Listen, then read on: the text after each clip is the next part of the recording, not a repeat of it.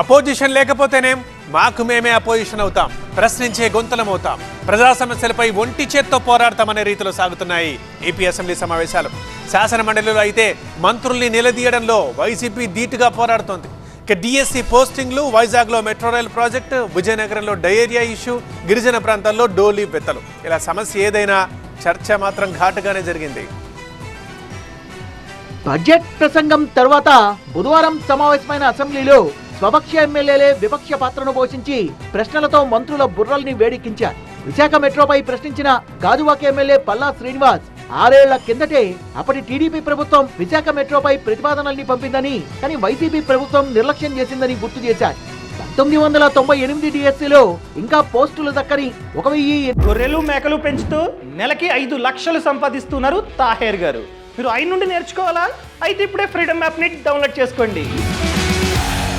815 మందికి అవకాశం ఇవ్వాలంటూ BJP MLA Vishnukumar Raju ప్రశ్నను లేవనెత్తారు. మహిళా సంరక్షక కార్యదర్శుల భవిష్యత్పై ఏపీ అసెంబ్లీలో సీరియస్ గా చర్చ జరిగింది.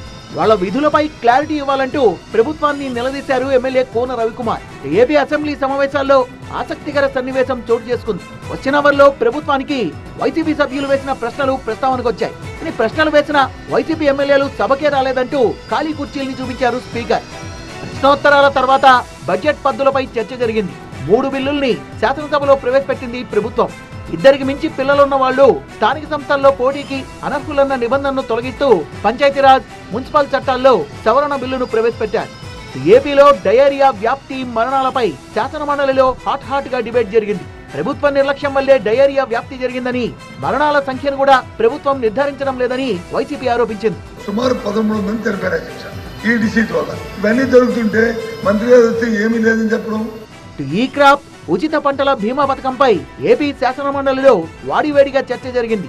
తమ హయాంలో అమలు చేసిన పంటల బీమా పథకాన్ని వైసీపీ సభ్యులు చెప్పుకొస్తే వైసీపీ సభ్యుల ప్రశ్నలకు ధీటుగా సమాధానమిచ్చారు మంత్రి అచ్చెన్నాయుడు. ఛాలెంజ్ చేస్తున్నాను, ఈ క్రాప్ ఎంతమందికి అయింది? ఈ రాష్ట్రంలో ఈ క్రాప్ ఫుల్ఫిల్ గా చేశాం మనం.